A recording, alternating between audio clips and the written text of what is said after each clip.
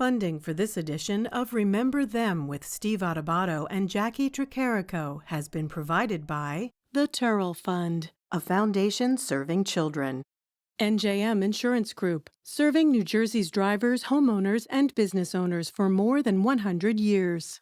RWJ Barnabas Health. Let's be healthy together. The New Jersey Education Association. Horizon Blue Cross Blue Shield of New Jersey. United Airlines. New Jersey Institute of Technology. NJIT makes industry-ready professionals in all STEM fields. And by New Jersey Sharing Network. Promotional support provided by New Jersey Globe. And by New Jersey Monthly, the magazine of the Garden State, available at newsstands.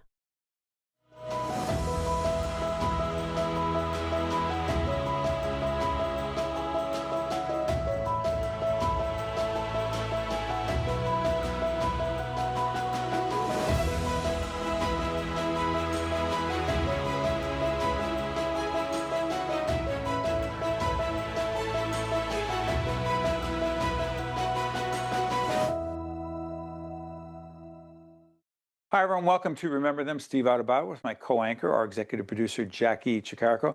Hey, Jacqui, how are we doing today? Doing great, Steve. Excited to remember our next guest, somebody you knew personally. Steve Kalafer. Let me tee this up.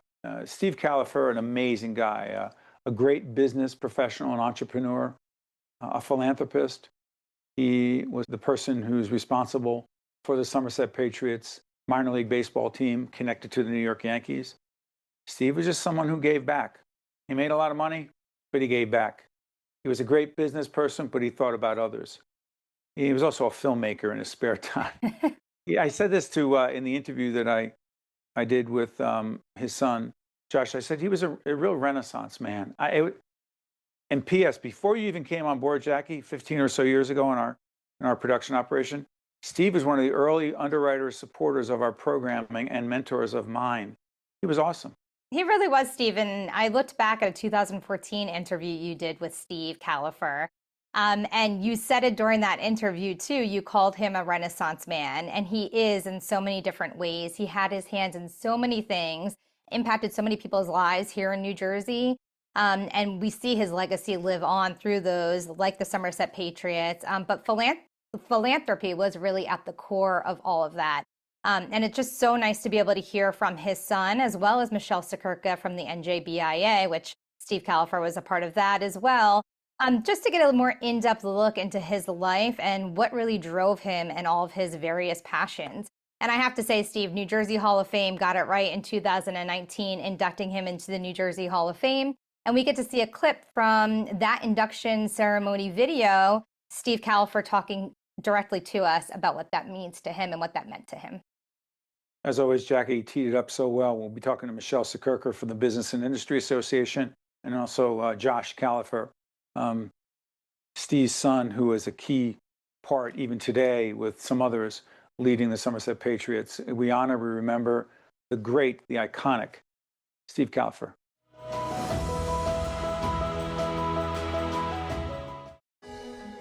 I would like to thank the Hall of Fame of New Jersey. This is a tremendous honor for not only me and my family, but everybody that has a dream of going into business. Our roles as entrepreneurs, as capital formation builders, as job builders, is to make certain that every day we go out to work so that dreams of others can be met. You can be entrepreneurial in business, yes, in the automobile business, the real estate business, the motion picture business. But to be entrepreneurial in the giving back business, making certain that those that are less fortunate have the treasure that you create for the purposes of doing good. Talking about honoring and paying tribute to Steve Kalafer, we're joined by Michele Siekerka, our good friend, been with us many times, President and CEO, New Jersey Business and Industry Association. Thank you, Michele. Always a pleasure, Steve. Thanks so much for engaging me in this important discussion. Absolutely. Steve was very much connected to BIA, the Business and Industry Association. How so, A, and B, what made him a great business professional? So Steve served on the board for the New Jersey Business and Industry Association for many years. And Steve was on the search committee that brought me to NJBIA. So I do hold a very fond spot in my heart for him. Well, the type of person that Steve Kalafer was, everything he did with kindness, with fairness, empathy, but knew how to get a deal done. Right? He was the type of person who was very understated and had very quiet, strong presence. And a great example of that is he had all these car dealerships, right? The Flemington cars, everything from Ford to Fufu, I would say. And That's where right. was his desk? His desk was situated at the entry door of the Ford dealership, so that every person that walked into the Ford dealership, he could say hello to. That was his desk. That was his name plaque. That was Steve Kalafer. The other part of Steve, whom I knew very well, he was a very big supporter of what we were doing when we started our production operation, is that he was philanthropic. He gave back. And we'll be talking to Josh Kalafer, Steve's son, right after Michele, to talk more about Steve, who understood that side as well. But making money is one thing. Being a philanthropist and giving back is another. Talk about that, Michele. Yeah. So he believed in work hard, earn money, but do good. And I'm holding a coin that he gave to people that had his mantra on it. Everything I just said is on this coin. Be kind, be fair. Yes. Be kind, be fair, work hard, make money, do good. The do good was the philanthropy that was Steve Kalafer. And if you want to talk about some examples of that, we can have at it. Give us one. The Safe at Home Foundation. The Joe Torre Safe at Home Foundation. Obviously, Steve had a real connection to the New York Yankees and was very close to Joe Torre. Go ahead. So people would think, oh, you own the Somerset Patriots. That's all about, having prestige and glamour. No, you know what it was about? It was about bringing Joe Torre in order to raise money for the Safe at Home Foundation. That was the type of philanthropy that was Steve Kalafer. So interesting. The other part about Steve as a business person, he loved film. He was a filmmaker. It was. That side of him, a lot of people didn't know. But I'm curious about this. Steve's leadership style, you mentioned this, that he was low key. He was not a screamer or yeller. But as a student of leadership, Michele has joined us many times. My colleague Mary Gamba and I in our sister series, Lessons in Leadership, talking about leadership. Michele and I doing seminars on leadership all the time. It gets to this. I'm fascinated by Steve Kalafer's leadership style and why it was so darn effective. Michele, please. He was very engaging. So I mentioned before that, he's a big reason why I wound up here at NJBIA. He was on the search committee. And as soon as I was offered the position and had just said yes, a package arrived on my door that had mascots of the Somerset Patriots, that had cheer flags, that said, "Welcome to the team, Michele. We can't wait to make you a part of the team." That's how he welcomed me to his family. I remember saying to my husband, and within the first 2 weeks, he invited me to one of his fundraisers. And I saw what he did in philanthropy. I remember saying to my husband, wow, I am among some really special people here. Yeah. Steve Kalafer, as Jacqui and I said in the introduction, inducted into the New Jersey Hall of Fame 2019. Last question is this for you, Michele.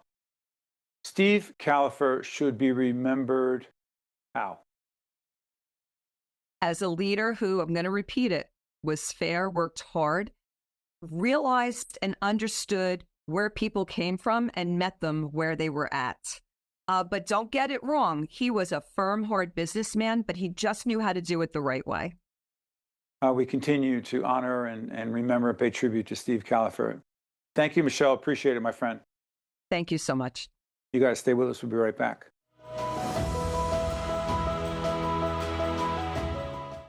We are honored to be joined by Josh Kalafer, co-owner and co-chairman of the great Somerset Patriots, and Steve Kalafer's son. Good to see you, Josh. Good to see you, Steve. Thanks for having me. You got it. Also, want to thank our good friends over at Fedway for making this connection. They introduced us way back in the day to Steve. And we talked to Michele Siekerka about your dad as a business person, as someone very connected to the Business and Industry Association. But you had a great quote. You said he was the kindest, you told our producers he was the kindest human being in the world. Yeah. Please talk about that. It's easy to talk about because it's so true. A lot of people see him in the context or through the lens of what he accomplished in business and in a lot of other ways, very often philanthropy. And the kindness factored into his daily routine, certainly in business and to a greater degree philanthropy. But what I can really speak to in a unique position, along with my brother, my mom, and our family, is his kindness as a person to his family, to his friends, and I think most importantly to strangers. He used to love to say, you can really understand somebody, you can really know somebody when you have a chance or the ability to have a glimpse as to how they behave when they think nobody is looking. And he lived every second of his life that way. The part that always fascinated me about your dad was that, and I know this term is used sometimes, Josh, so-and-so's a Renaissance man or woman. But he was. I mean, his fascination, business, philanthropy, sports, his connection to the Yankees, right? Obviously, with Somerset Patriots being the team, the double-A team leading up to the Yankees, but also film. Where does film come in as a filmmaker, Josh?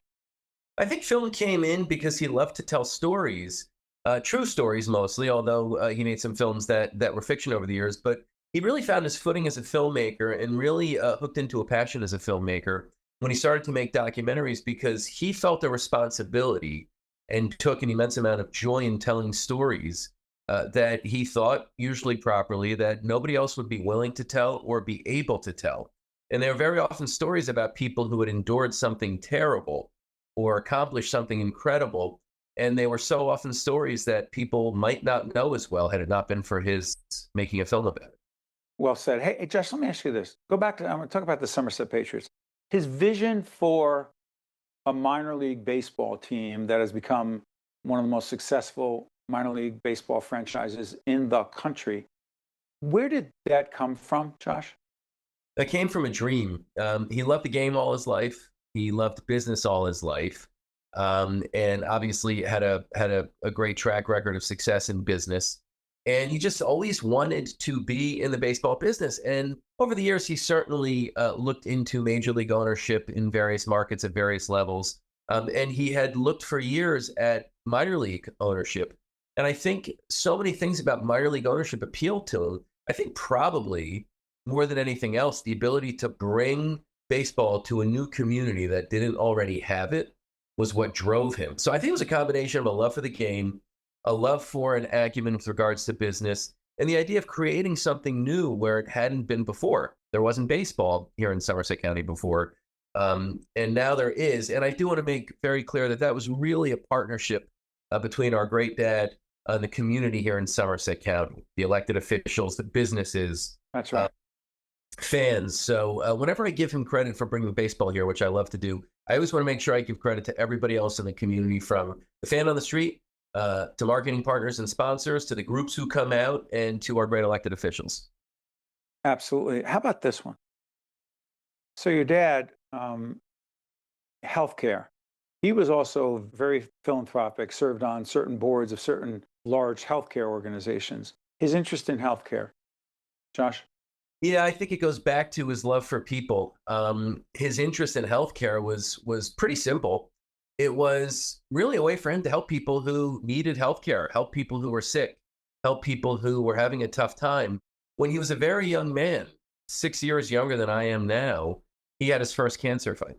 And he received incredible care and was very fortunate to have the resources to find that care, and was really very fortunate at that time to meet people in this community here in Somerset County and in surrounding counties who gave him and everybody else that he encountered wonderful care. And I think it inspired him. I think he probably woke up one day and said, you know what, this is something I hadn't really given much thought to before.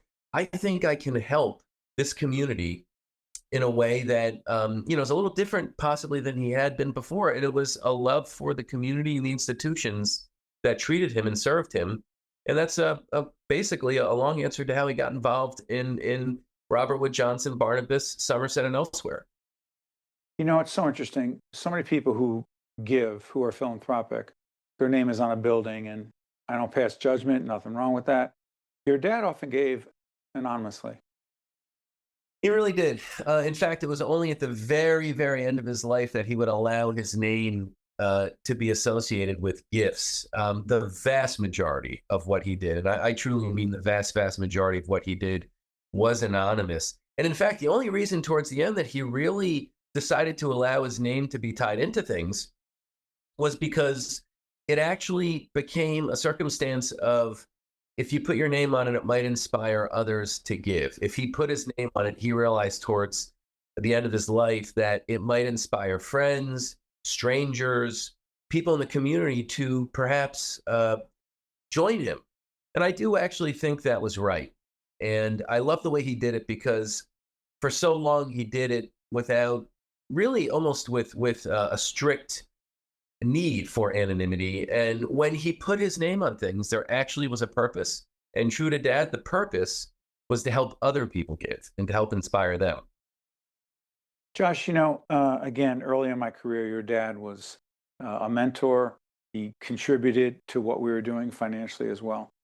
A role model for all of us who not just try to be successful in business, but try to remember the part about giving, sharing, being kind. He was a great businessman, but he was never ruthless. He wasn't loud. He got things done in a unique and important, powerful way. Hey, Josh, thank you. We appreciate it. An honor to be here, and thanks for talking about Dad. We love him, and he's with us every day. And if I could just add, he thought the world of you. He loved and respected you. So thanks for all you do, and we look forward to watching you keep it up. Very kind of you. And also to the Kalafer family, we wish you all the best. And we thank you for allowing Steve to give so much to the rest of us. Thank you, Josh. Talk soon. Thank you, Steve. Go Patriots. Stay with us. We'll be right back.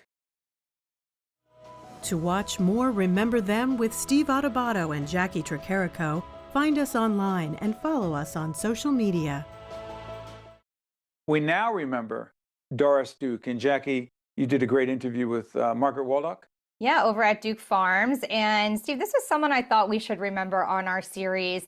I've been to Hillsborough, Duke Farms. It's a huge estate, tons of property there. I brought the kids there a couple of times. You can tour the entire property. You can walk, bike. There's a welcome center. And in the welcome center, there's a whole area, an exhibit dedicated to Doris Duke, who she was, why she was important to our state.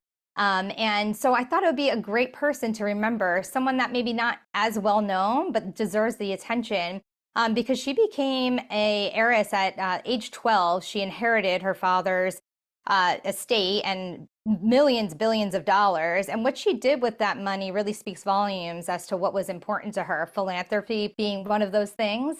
Conservation, which is why there is this estate and all this land in Hillsborough that the Duke Farms make sure stays that way.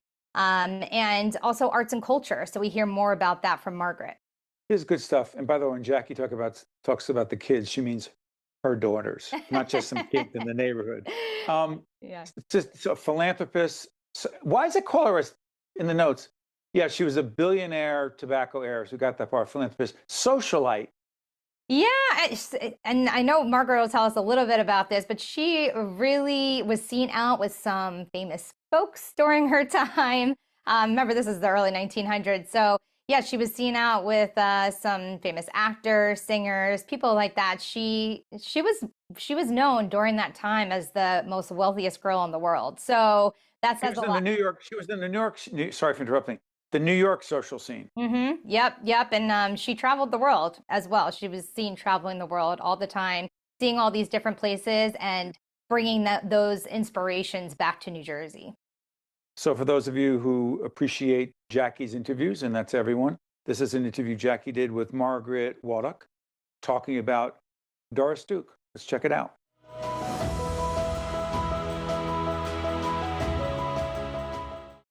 Joining us now, as we remember Doris Duke, is Margaret Waldock, who is the executive director of Duke Farms. Great to have you with us, Margaret. Thanks for having me, Jacqui. Great to be here. So Doris Duke was known as the richest girl in the world during her time after she was given her father's inheritance at the age of just 12 years old. First, tell us a little bit about her father's legacy and just why and how he handed that down to his daughter. Yeah, so it's pretty I think a story of love, right, and respect, in that Doris Duke was the only child of James Buchanan Duke, and he, was an early 20th century industrialist and amassed a great fortune through all of his innovation and his ideas, and unfortunately passed away when she was still a child, but left his entire estate to her, and I think really made a big impact on her, right? She was really she lived a life that was pretty remarkably complex and full of a lot of exploration and curiosity, but also a lot of conviction, right, and passion and purpose. And despite the fact that she, unfortunately was the subject of a lot of tabloid scrutiny throughout her life, this idea of being one of the wealthiest children, right, in the world, she really remained very private. And I think the clues we get about who she was as a person are reflected in the life that she led and the kinds of relationships that she cultivated, and also really in the philanthropy and the way that she really gave back, right, to her community and to causes that were of deep personal concern for her. Definitely, and with such big responsibility, with the wealth, with everything that she was given, philanthropy really was something at the forefront for her. Talk about some of those things that she was involved with in her philanthropic arm. Yeah, she started her philanthropic work relatively young. She was still kind of a late teenager, early 20s when she started her first foundation.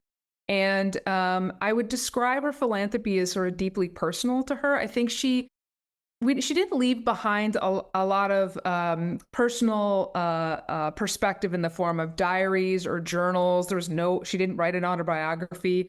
So we really learn a lot about her just through her action and where her giving was directed.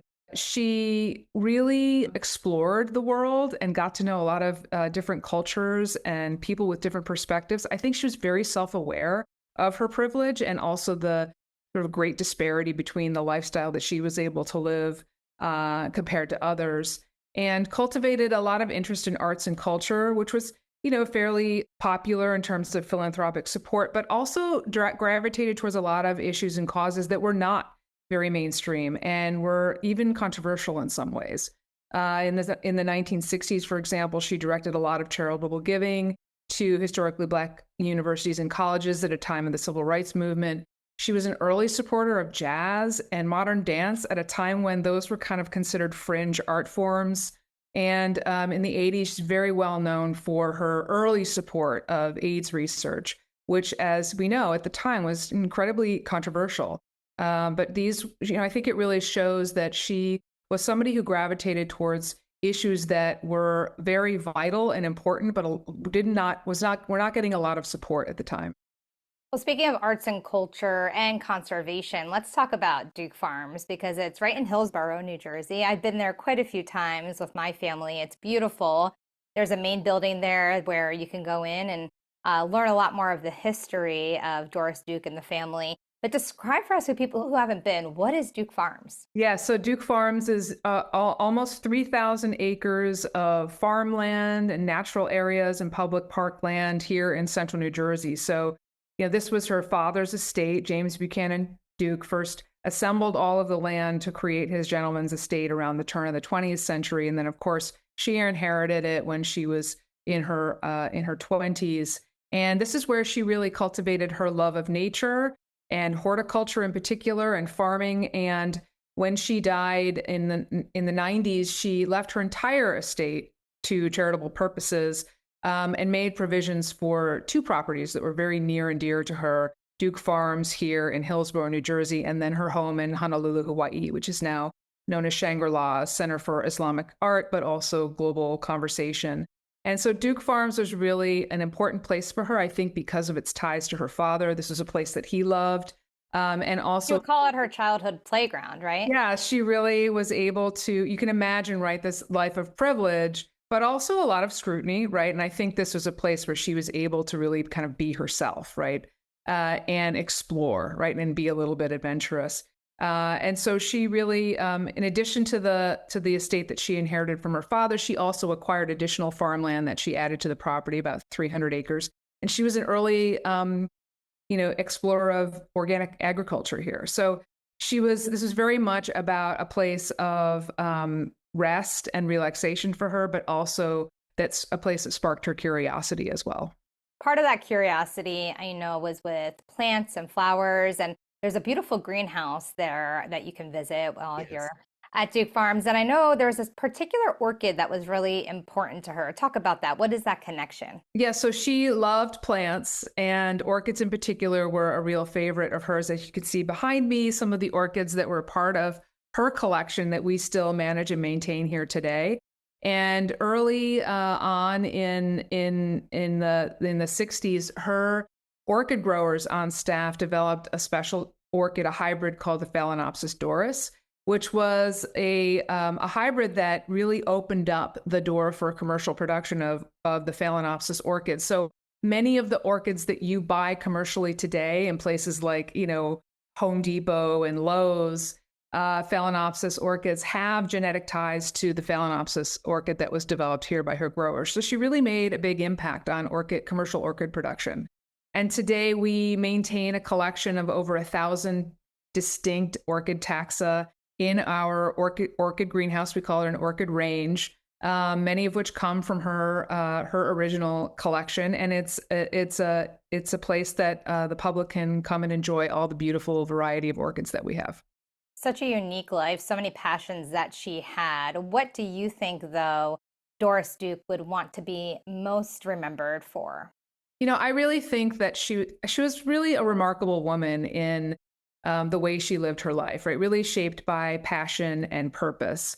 And she really appreciated beauty and a life of beauty and meaning. And I think it's really representative of the legacy that she left behind when she established the Doris Duke Foundation, which today carries on that legacy and directs grant making towards issues related to health and well-being and arts and culture and also nature protection. So I think she would really like to just be remembered for doing something good in the world, right? And really promoting causes that really make a difference in people's lives.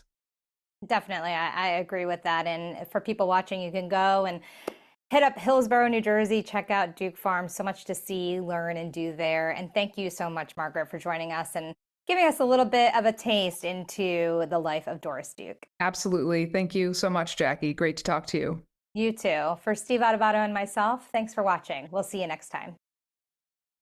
Remember Them with Steve Adubato and Jacqui Tricarico is a production of the Caucus Educational Corporation. Funding has been provided by the Turrell Fund, a foundation serving children. NJM Insurance Group, RWJ Barnabas Health. Let's be healthy together. The New Jersey Education Association. Horizon Blue Cross Blue Shield of New Jersey. United Airlines. New Jersey Institute of Technology. And by New Jersey Sharing Network. Promotional support provided by New Jersey Globe. And by New Jersey Monthly. What's going on today? They're filming a bunch of insurance commercials. So many mascots. I don't need my insurance company to have one of those. I just want them to be there when I need them. Hi, here's your imported nitrogen-infused water. Bubbles are too big. I went to film school for this. At NJM, we don't do mascots. We do what's right when things go wrong. No jingles or mascots, just great insurance. NJM. I'm very grateful that I'm still here. That's me and my donor when we went to celebrate our first anniversary. With a new kidney, I have strength. They gave me a new lease on life. I'm still going everywhere and exploring new places. Nobody thought I was going to be here. Nobody. And I look forward to getting older with my wife. That's possible now. We're transforming lives through innovative kidney treatments, living donor programs, and world-renowned care at 2 of New Jersey's premier hospitals. They gave me my normal life back. It's a blessing. RWJ Barnabas Health. Let's be healthy together. This is the story of every flight to every place you'll ever have to take ever. There's the one you'll take across an ocean or back home to the kids' table. All the flights to all the places when all your friends get married in the same year. The work one, the fancy work one, the flights you'll take with them, and the ones you'll take without them, and all the flights in between. Because when we built the world's biggest airline, we built it around you.